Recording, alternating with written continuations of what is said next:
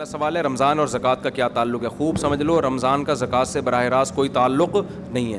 جب آپ صاحب نصاب ہوئے تھے نا, 52.5 تولے چاندی کے برابر مال آیا تھا آپ کے پاس, سونا, چاندی, مال تجارت, نقدی, یہ 4 چیزیں جس دن آپ کے پاس آ گئیں, کتنی, جتنے میں 52.5 تولہ چاندی آتی ہے, تو آپ پر لازم تھا کہ اپنی وہ اسلامی تاریخ آپ محفوظ کر لیتے. 5 محرم کو آئیں یہ چیزیں, تو 5 محرم ڈیٹ محفوظ کر لی, اگلے سال 5 محرم کو آپ کا زکوٰۃ کا حساب ہوگا. سمجھتے ہو؟ پھر دے بے شک, بعد میں دو پہلے دو, وہ آپ کی مرضی ہے. زکوٰۃ کا نصاب کیا ہے؟ مال تجارت کی تعریف کیا ہے؟ سونا, چاندی, مال تجارت, نقدی, کیش رقم جسے کہتے ہیں, 4 چیزیں جس کے پاس 52.5 تولہ چاندی کے برابر ہوں. 52.5 تولہ چاندی کے ریٹ کیا چل رہے ہیں مجھے نہیں معلوم, اوپر نیچے اتنے ہو رہے ہیں, شاید 90,000 1 لاکھ روپے تک چل رہے ہیں شاید. تو جس کے پاس اتنی مالیت کا سونا, چاندی, تجارتی مال یا نقدی ہو تو وہ صاحب نصاب بن جاتا ہے. اس پر لازم ہوتا ہے کہ وہ اسلامی تاریخ نوٹ کر لے. عام طور پر جب لڑکوں کی, لونڈے لپاڑوں کی تنخواہ لگتی ہے, پہلی تنخواہ 90,000 1 لاکھ آئی تو وہ صاحب نصاب بن گئے. لڑکیوں کی شادی ہوتی ہے, ان کو سونا ملتا ہے, تو جس دن ان کو سونا ملا ہے, ہینڈ اوور ہوا ہے, وہ تاریخ, وہ اسلامی تاریخ نوٹ کر لیں. سمجھ میں آ رہی ہے بات؟ پھر ہر سال اسی تاریخ کے حساب سے زکوٰۃ دیا کریں. مال تجارت کی تعریف کیا ہے؟ مال تجارت اس مال کو کہتے ہیں جو بیچنے کے لیے خریدا ہو اور اب تک بیچنے کی نیت باقی ہو. آپ کی دکان ہے, کرائے پہ دی ہوئی ہے, دکان پہ زکوٰۃ نہیں ہے کیوں کرائے پہ دی ہوئی ہے. آپ کی گاڑی ہے, کرائے پہ دی ہوئی ہے, زکوٰۃ نہیں ہے کیوں کرائے پہ دی ہوئی ہے. ہاں, گاڑی آپ نے خریدی ہے کہ بیچ دوں گا میں, خریدتے ہوئے بیچنے کی نیت تھی, تو اس گاڑی پہ زکوٰۃ دینا واجب. ہاں, گاڑی آپ نے خریدی اپنے لیے, ارادہ ہوا کہ جب بیچنے کا موڈ ہوا تو بیچ دوں گا, یہ مال تجارت نہیں ہے کیونکہ خریدی کس لیے؟ بیچنے کے لیے, ضرور استعمال کے لیے. اس طرح پلاٹ آپ نے خریدا کہ یار کنفیوز ہوں, دیکھیں گے فیوچر میں بناؤں یا بیچوں, سوچوں گا, زکوٰۃ نہیں ہے اس پر. ہاں, پلاٹ خریدا, نیت کیا ہے؟ بیچوں گا, اس پہ زکوٰۃ واجب ہے. سمجھتے ہو کہ نہیں سمجھتے ہو؟ زکوٰۃ کن لوگوں کو دی جا سکتی ہے؟ زکوٰۃ ان لوگوں کو دی جا سکتی ہے, اتنا کافی ہے. سمجھتے ہو؟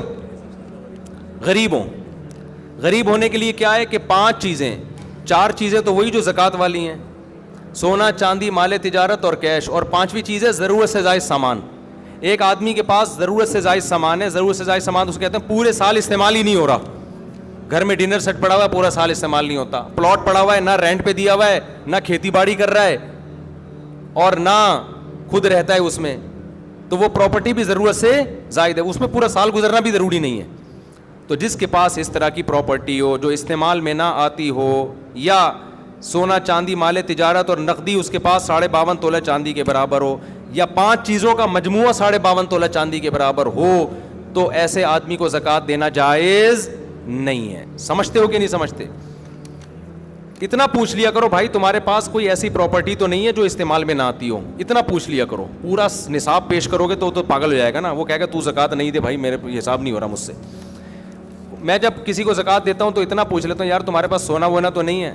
نہیں ہے بھائی, کیونکہ سونا آج کل اتنا مہنگا ہے کہ وہ سونا ہی آدمی کو مالدار بنا دیتا ہے. اور بھائی تمہارے پاس بینک میں کیش اماؤنٹ کتنا پڑا ہوا ہے؟ غریب کے پاس تو کیش اکاؤنٹ ہی نہیں ہوتا عام طور پہ, ہے 20-30 ہزار ہے تو وہ مستحق ہے زکوٰۃ کا. کوئی پراپرٹی تو نہیں ہے گھر کے علاوہ, جس گھر میں رہتے ہو وہ تو ٹھیک ہے, ایسا تو نہیں کہ پلاٹ لے کے ڈالا وہ خالی پلاٹ پڑا ہوا ہو. تو ایسا اگر نہیں ہے تو عام طور پر ایسا آدمی زکوٰۃ کا مستحق ہوتا ہے. سمجھتے ہو کہ نہیں سمجھتے؟ کیونکہ نہ پیسہ ہے, نہ کوئی سیونگ نہیں ہے, خلاصہ یہ نکلا سیونگ نہیں ہے اس کے پاس. اچھا میرے بھائی, عشر کیا ہے؟ کتنی آمدنی پر ہے؟ عشر کہتے ہیں زمین کی پیداوار. تو زمین جو کھیتی باڑی کرتے ہیں ان کے جب بھی کھیتی کٹے گی اس میں سے 20واں حصہ یعنی 5% ان کو اللہ کے راستے میں صدقہ کرنا پڑے گا.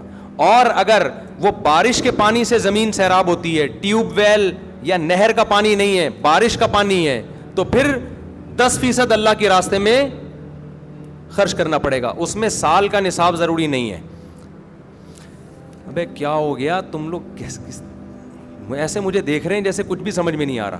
دیکھو, آپ جب بھی زمین سے پیداوار اگاؤ گے نا, جو کھیتی باڑی کرنے والے لوگ ہیں, تو اللہ نے کہا ہے آتو حقہ یوم حصادہ, جس دن کھیتی کٹے گی اللہ کا حق اس میں سے نکلے گا. اتنا مزہ آتا ہے نا یہ آیت پڑھتے ہوئے کہ کیا اللہ میں نے کتنا اچھا قانون بنا دیا. کھیتی کٹ رہی, اللہ کہہ رہے ہیں میرا بھتہ مجھے چاہیے, گویا کہ وہی. تو نیک لوگ خوشی خوشی دیتے ہیں. اگر اللہ کہہ دیتا نا یہ ٹیکس ہے تمہیں دینا پڑے گا, یہ جرمانہ ہے تمہیں دینا پڑے گا, مزہ نہ آتا عشر دینے میں. اللہ کہتے ہیں جس دن کھیتی کٹے, پہلے اللہ نے اپنی نعمتیں بیان کی کہ اس نے آسمان سے پانی برسایا, یہ پانی سائنسدان نہیں برساتے, پھر اس نے زمین سے تمہارے لیے طرح طرح کے نباتات پیدا کیے, انار پیدا کیا, انگور پیدا کیا, سب اللہ کر رہا ہے. اللہ کہہ رہے ہیں لہذا جس دن کھیتی کٹے گی اس دن میرا حق مجھے دو. تو جن کو اللہ سے محبت نہیں ہے وہ اس کو جرمانہ سمجھتے ہیں, جن کو اللہ سے محبت ہے ان کو اس آیت میں اتنا مزہ آتا ہے. اے اللہ تو کہہ رہا ہے کہ میرا حق صرف 20واں حصہ 5%, تو اگر کہتا نا آدھا دے دو ہم آدھا تجھے دے دیتے, تو کہتا پورا دے دو ہم پورا تجھے دے دیتے. کھلانے والا تو تو ہے نا. ما کان لکم ان تنبتوا شجرہا, تمہارے ہاتھوں میں طاقت نہیں ہے کہ تم ان درختوں کو اپنے ہاتھوں سے پیدا کر لو. ہم تو بیج ڈال کے بیٹھ جاتے ہیں, سارے کام کون کر رہا ہے؟ اللہ کر رہا ہے. تو اللہ کہتے ہیں جس دن اللہ نے نا اپنی نعمتیں بیان کی ہیں کھیتی کی, لہذا اللہ کہتے ہیں یہ نعمتیں میں تمہیں اس لیے دے رہا ہوں کہ جب یہ کھیتی کٹے گی آتو حقہ, غیر مسلم کہے گا میری محنت ہے, مسلمان کہے گا کس کا احسان ہے؟ اللہ کا ہے, لہذا اللہ کا حق دینا پڑے گا. تو اللہ کا حق کیا ہے اس میں سے؟ اللہ نے کہا جب بھی کھیتی کٹے گی تو اگر آسمان کے پانی سے سیراب ہوا یہ کھیت, اس میں تمہاری محنت بہت کم ہے, لہذا تمہیں 10% دینا پڑے گا, عشر 10واں حصہ. اور اگر نہری پانی سے یا ٹیوب ویل سے سیراب ہوا ہے, اس میں تمہاری بجلی استعمال ہوئی ہے, تم نے لائنیں نکالی ہیں وہاں سے, ٹھیک ہے نا, محنت لگی ہے, لہذا ہم اپنا حق کم کر دیتے ہیں. 10 کے بجائے کتنے فیصد دو؟ 5% دو. یہ کس کا حق ہے؟ اللہ کا. اے اللہ تیرا کوئی اکاؤنٹ نمبر ہو میزان بینک میں, اسلامک بینک میں اللہ اکاؤنٹ کھلے گا نا, یا بینک اسلامی میں یا اور کوئی, تو وہ اکاؤنٹ نمبر دے دے اپنا, ہم وہاں جمع کرا دیتے ہیں. اللہ نے کہا میرا جو اکاؤنٹ ہے نا غریبوں کی جیب ہے, ٹھیک ہے نا, میں نے اپنا اکاؤنٹ کہاں کھولا ہوا ہے؟ کوئی غریب نظر آئے, پاکستانی نظر آئے نا تمہیں, جب آپ سعودی عرب جاتے ہیں نا تو وہ زکوٰۃ دے دیتے ہیں, آپ صرف پاکستانی بول دو اپنے آپ کو, حقیقت ہے. ایک پاکستانی گیا عمرہ کرنے, ایک عرب نے اتنی ریالوں کی گڈی زکوٰۃ کی لا کے اس کو پکڑا دی کہ یہ زکوٰۃ ہے. وہ کہہ رہا ہے بھائی میں فیکٹریوں کا مالک ہوں, میں غریب نہیں ہوں. وہ عربی کہہ رہا ہے تو پاکستانی ہے یا نہیں, تو خالی یہ بتا. اس نے کہا پاکستانی. اس نے کہا پھر تو زکوٰۃ کا مستحق ہے. وہ کہہ رہے یار میں مالدار ہوں. وہ عربی کہہ رہا ہے بس پاکستانی ہے یا نہیں ہے تو یہ بتا. کلو پاکستانی مسکین, ان کا ایک نعرہ ہے. ہر پاکستانی شکل سے بھی غریب لگ رہا ہوتا ہے. مجھے تو عجیب سا لگتا ہے, چھوڑو ابھی زیادہ نہیں, پھر پاکستانی بولیں گے تو اپنے ملک کی برائیاں کر رہے ہو. ورنہ آپ کو عجیب سا بات بتاؤں, ایسا ہمارے حکمرانوں نے ہمیں کو کر دیا, ہم کہیں بھی جائیں نا دنیا میں, کتنے ہی پیسے والے ہو, ہم شکل سے کیا لگ رہے ہوتے ہیں؟ غریب ہی لگ رہے. تو ایسا ہمارا امیج دنیا کے سامنے بنا دیا ہے. اچھا بھائی, تو اللہ میاں نے کیا کہا کہ میرا جو اکاؤنٹ ہے وہ تمہیں کہاں ملے گا؟ جو غریب نظر آئے اس کی جیب میں وہ عشر ڈال دو. تو دیگر تینوں اماموں کے نزدیک, امام مالک, امام شافعی, امام احمد بن حنبل کے نزدیک تو پیداوار کا جو 10واں حصہ ہے وہی آپ کو صدقہ کرنا پڑے گا.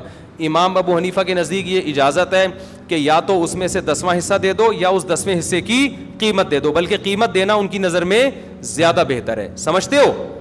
تو اندازہ لگا لو, گندم کی 100 بوریاں ہیں تو 10 بوریوں کی کیا ویلیو ہوگی, وہ غریبوں میں بانٹ دو یا وہ گندم ہی بانٹ دو, جیسے دونوں طرح سے اختیارات ہیں. تو آج لوگ عشر دینا بھی چھوڑ دیا, اڑا لو مزے.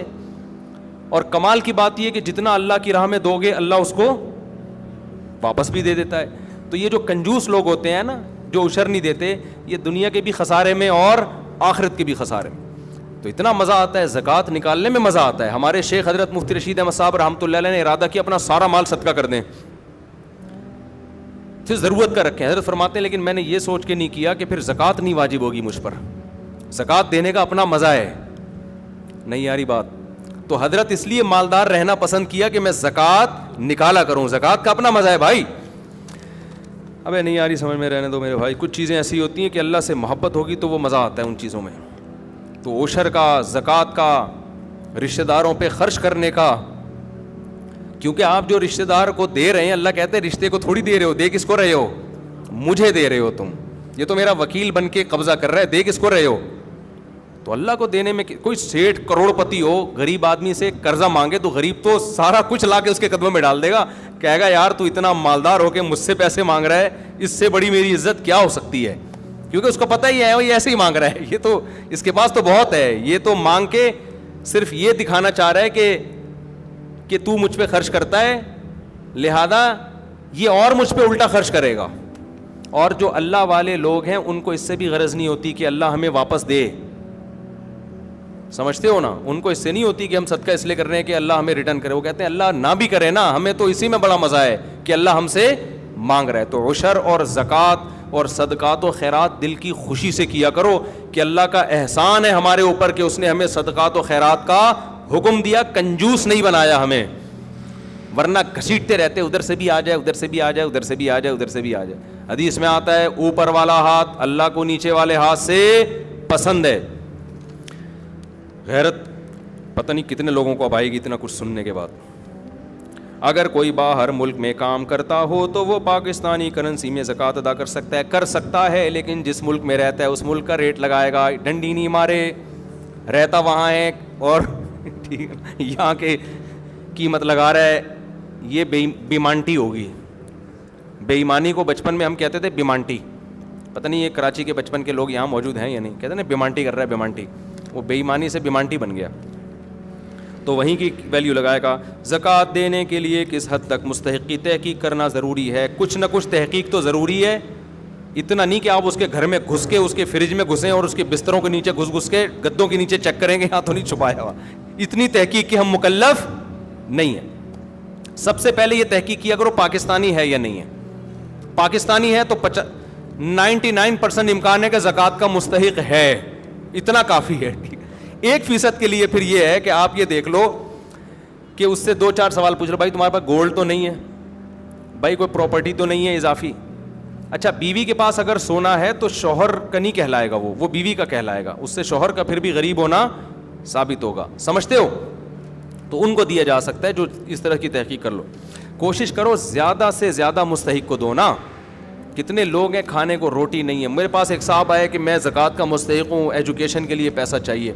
میں نے کہا ٹھیک ہے آپ مستحق ہیں, لیکن پہلے پیٹ بھرنا ضروری ہے, تعلیم اس کے بعد. بہت سے غریب ہیں جن کو کھانے کے روٹی نہیں ہے, تو کوشش کیا کرو نا. جو زیادہ بیمار ہیں, کینسر میں پڑے ہوئے ہیں, علاج کے پیسے نہیں ہیں, تو جان بچانے والوں کو پہلے فوکس کیا کرو.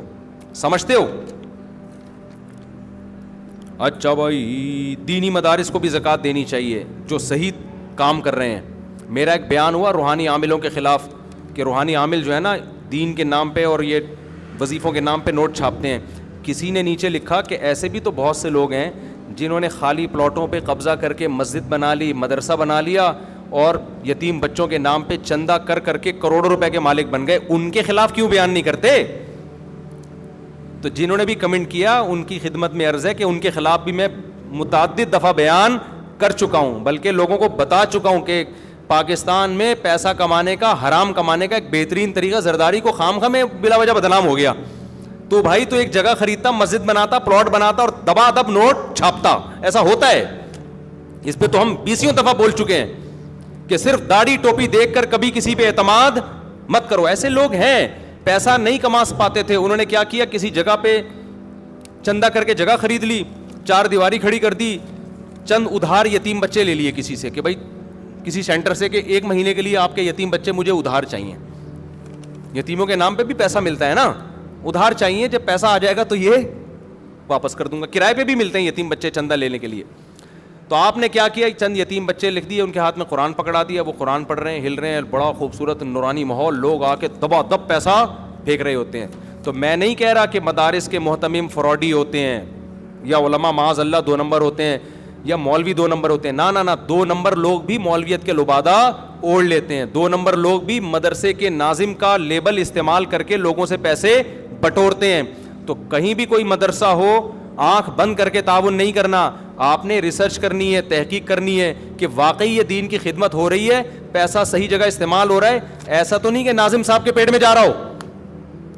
اور بڑے بڑے فراڈ ہوتے ہیں پاکستان, ہم نے خود دیکھے ہیں. ایک مسجد بنا لی, مسجدیں بک رہی ہوتی ہیں, سودے ہوتے ہیں مسجدوں کے, 1 کروڑ میں بکی, 2 کروڑ میں بکی. خریدنے والے کو پتا ہے 1 کروڑ لگاؤں گا, پھر مسجد کے نام پہ جو چندہ ہوگا نا یہ پیسے ریکور. یہ باقاعدہ بزنس ہو رہا ہے, اپنی آنکھوں سے دیکھا ہے ہم نے. تو اس لیے اب یہ تو نہیں کہ مدرسوں کے ساتھ تعاون ہی چھوڑ دیں. تعاون تو ہماری اور آپ کی ذمہ داری ہے. دینی مدارس کو تو ہم نے ہی چلانا ہے, لیکن طریقہ یہ ہے کہ آپ ایک دفعہ تحقیق کریں کہ ریلائبل مدرسہ ہے یا نہیں ہے, یہاں پیسہ صحیح استعمال ہوتا ہے کہ نہیں ہوتا. آنکھ بند کر کے کسی کے ساتھ تعاون نہیں کرنا. جو قابل اعتماد دینی ادارے ان کے ساتھ تعاون کریں. بنوری ٹاؤن ہے, جامعۃ الرشید ہے, دارالعلوم کرنگی ہے, بن نوریا ہے, جامعہ اشرفیہ, یہ سارے بڑے بڑے اکابر, بڑے بڑے علماء ان مدارس کو چلا رہے ہیں, تو ان پہ تو پورا اعتماد. اسی طرح چھوٹے مدرسے بھی ہیں جن کے ساتھ تعاون کرنا چاہیے, لیکن پہلے ایک سروے کریں آپ جا کے کہ یہ پیسہ میرا صحیح استعمال ہو رہا ہے یا نہیں ہو رہا, ورنہ فراڈیوں کے ہاتھ چڑھ جاؤ گے آپ. اور بہت پیسہ اس میں, جو مذہب کے نام پہ جب حرام خوری ہوتی ہے نا تو پھر تھوڑا پیسہ نہیں آتا. اگر کسی نے زکوٰۃ ادا نہ کی ہو تو کیا پچھلے سالوں کی زکوٰۃ بھی ادا کرنی ہوگی؟ جی ہاں, ادا کرنی ہوگی بالکل. زکوٰۃ نہ دینے کی کیا وعید ہے؟ اللہ نے فرمایا جو سونا چاندی تم جمع کر کے رکھتے ہو, زکوٰۃ نہیں دیتے, اسی کو پگھلا کے تمہاری پیشانیوں کو داغوں گا میں قیامت کے دن, اور کہوں گا ھذا ما کنزتم لانفسکم, یہ وہ خزانہ ہے جو تم نے اپنے لیے جمع کیا تھا. آپ کہہ سکتے ہو اللہ کرنسی کو کیسے جلائے گا, تو اللہ اس کو بھی جلا کے داغ سکتا ہے. تو جو مال جمع کر رہے ہو نا اور زکوٰۃ نہیں دے رہے, اسی کو اللہ جلا کے پیشانیوں کو داغے گا قیامت کے دن. اللہ اس عذاب سے بچائے. اچھا میرے بھائی, زکوٰۃ کا کانسیپٹ کیا ہے, اس کے پیچھے کیا فلسفہ ہے؟ زکوٰۃ کا کانسیپٹ یہ ہے کہ اللہ کہتا ہے کہ میں اپنے بندوں کو کھلاتا پلاتا ہوں, یہ تمہاری کمائی نہیں ہے, یہ میرا احسان ہے.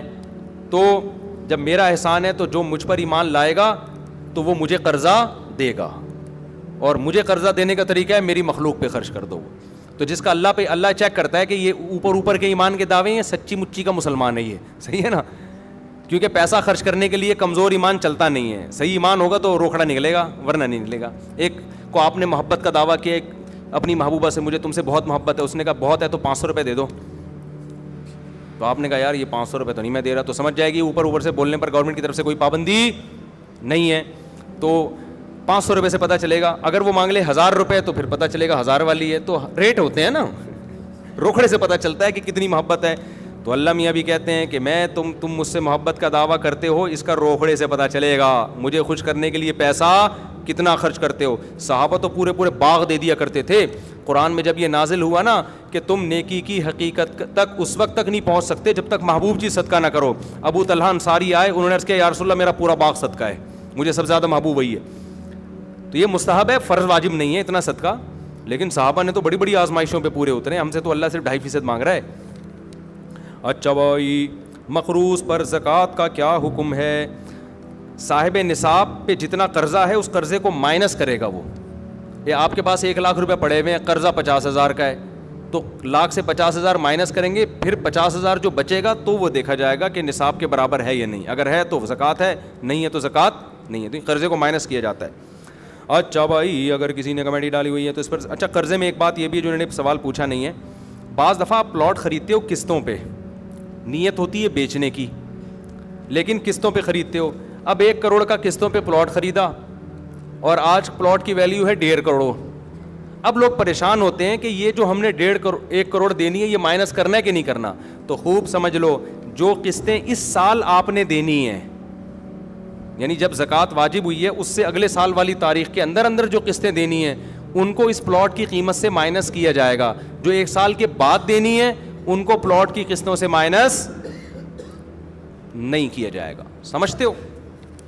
اچھا بھائی, اگر کسی نے کمیٹی ڈالی ہوئی ہو تو اس پر زکوٰۃ ہوگی یا نہیں ہوگی؟ اگر کمیٹی نکل چکی ہے تو جو قسطیں آپ نے دینی ہیں وہ آپ پہ لون ہے, وہ قرضہ ہے. تو جس دن زکوٰۃ کی تاریخ آئے گی تو جتنا کیش اماؤنٹ آپ کے پاس ہے ان میں جو قسطیں آپ نے ابھی دینی ہیں کمیٹی کی وہ قسطیں مائنس کرو گے. 1 لاکھ کی کمیٹی نکلی, پہلی کمیٹی نکل گئی اور زکوٰۃ کی تاریخ آ گئی, لیکن آپ نے ابھی ہر مہینے 5,000 1 سال تک دینے ہیں, تو اس میں تو 1 سال بھی نہیں, جب تک قسطیں دینی ہیں آپ نے وہ تمام قسطیں اس 1 لاکھ سے مائنس کرو گے آپ, تو ظاہر ہے وہ 5,000 ہی بچے گا.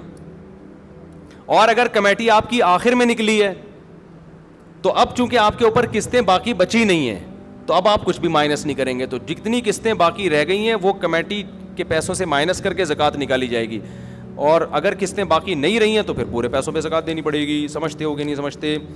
اگر کسی کی طرف سے بغیر اجازت زکوٰۃ ادا کر دی جائے تو ادا ہو جائے گی؟ نہیں ہوگی ادا.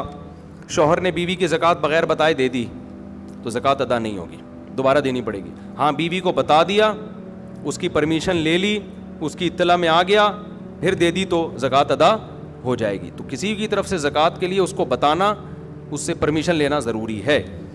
اگر گھر کرائے پر دیا ہو تو زکوٰۃ کا حکم, گھر پہ زکوٰۃ نہیں ہوتی, اگر بیچنے کے لیے خریدا ہے تو ہوگی ورنہ نہیں ہوگی. لیکن اس کا جو کرایہ آ رہا ہے, زکوٰۃ کی تاریخ جب آئے گی تو اس دن جتنا کیش اماؤنٹ اس کرائے میں سے بچا ہوا ہوگا زکوٰۃ ہوگی, جو خرچ ہو گیا اس پہ زکوٰۃ نہیں ہے. گھریلو سامان اور استعمال کی چیزوں پر زکوٰۃ ہوتی ہے نہیں ہوتی. زکوٰۃ پیشگی ادا کرنے کا کیا حکم ہے؟ ادا کر سکتے ہیں لیکن حساب اسی دن کا لگانا پڑے گا. مثال کے طور پر 5 محرم کو آپ کے پاس 52.5 تولہ چاندی کی ویلیو کے برابر چیزیں آ گئیں جو میں نے جس کی تفصیل بتائی ہے. تو اب آپ نے 5 محرم کو وہ ڈیٹ نوٹ کر لی. اگلے سال 5 محرم آئے گا تو آپ دیکھو گے سونا چاندی مال تجارت نقدی میرے پاس کتنا ہے. آپ نے اندازہ لگا لیا جی 1 کروڑ کا ہے, تو نوٹ کر لو میرے ذمہ زکوٰۃ کتنی ہے, 2.5 لاکھ. 1 کروڑ پہ کتنی ہوتی ہے؟ تو تاریخ اس دن کا حساب نوٹ کرو. 2.5 لاکھ آپ نے نوٹ کر لیا. اب پورا سال پڑا ہے, آپ قسطوں میں دے سکتے ہو, جتنا جلدی دو اتنا اچھا ہے. بعض دفعہ دیر اس لیے کرتا ہے کہ بھائی کوئی مستحق نہیں مل رہا, ابھی پٹرول تھوڑا اور مہنگا ہونے دو تو پھر ہر ایک کو دے سکتے ہیں, ہم بانٹ دیں گے. بعض دفعہ یہ ہوتا ہے, ٹھیک ہے نا, نہیں یاری بات میرا خیال ہے. تو اس نیت سے دیر بھی کی جا سکتی ہے تو لیکن حساب اسی دن کا کرنا پڑے گا. ایڈوانس میں بھی دی جا سکتی ہے. مثال کے طور پر 5 محرم کو آپ صاحب نصاب بنے, ابھی 2 محرم ہے, زکوٰۃ ابھی فرض نہیں ہوئی, اگلے سال کے 2 محرم, لیکن غریب مل گیا آپ کو, پٹرول ایک دم 22 روپے مہنگا, اڑوس پڑوس میں جنازے اٹھنا شروع, ڈپریشن کی گولیاں مہنگی. اب آپ کو نظر آئے کہ یار یہ تو مر جائے گا اگر میں نے اس کو پیسے پٹرول کے پیسے نہ دیے. بائک اسٹارٹ کر رہا ہے, پٹرول کے پیسے ہی نہیں ہیں, اوپر سے ڈاکو کھڑے ہوئے ہیں گن لے کے.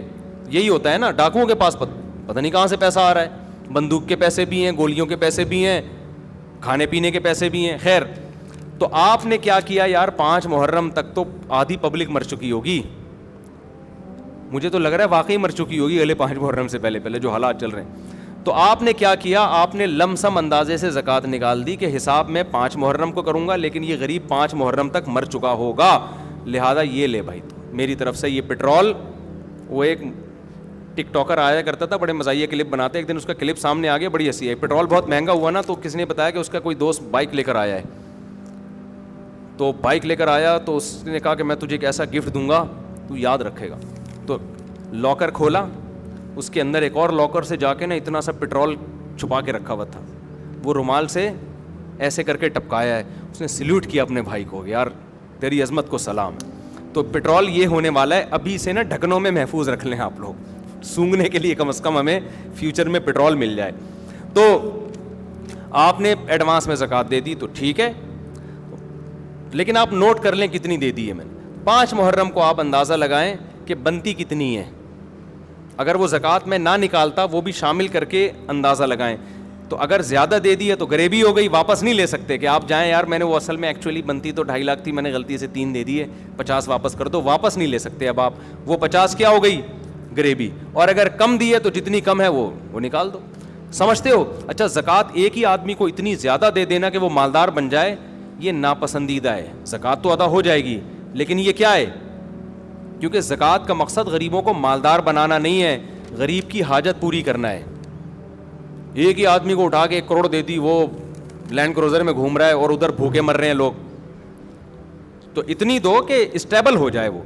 میری اکثر عادت ہوتی ہے, کوئی غریب ملتا ہے نا تو جو بالکل اسٹیبل نہ ہو, ڈسیبل قسم کے لوگ ہوتے ہیں, تو اتنی زکوٰۃ دے دو کہ وہ, بلکہ پیسے بھی نہ دو, رکشہ خرید کے دے دو کہ یار تو کوئی روزگار کر, ریڑھی خرید کے دے دو. تو پہلی کوشش یہ کرنی چاہیے کہ لوگوں کو اپاہج بنانے کے بجائے زکوٰۃ کے پیسوں سے لوگوں کو روزگار دیا جائے, کوشش یہ کیا کریں.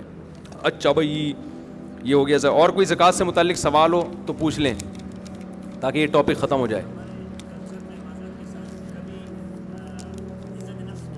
ہاں بہترین سوال, سمجھ گیا میں. دیکھو زکوٰۃ دیتے ہوئے نیت ضروری ہے, سامنے والے کو بتانا ضروری نہیں ہے کہ یہ زکوٰۃ ہے, بلکہ اس کو آپ ہدیہ اور گفٹ کے نام پہ دے دیں. سمجھتے ہو؟ یہ جی میری طرف سے آپ کو گفٹ ہے. دل میں نیت کریں کہ کیا دے رہا ہوں, زکوٰۃ, کیونکہ عزت دار آدمی کو اس سے اپنی توہین محسوس ہوتی ہے. اچھا, زکوٰۃ کن رشتہ داروں کو دی جا سکتی ہے؟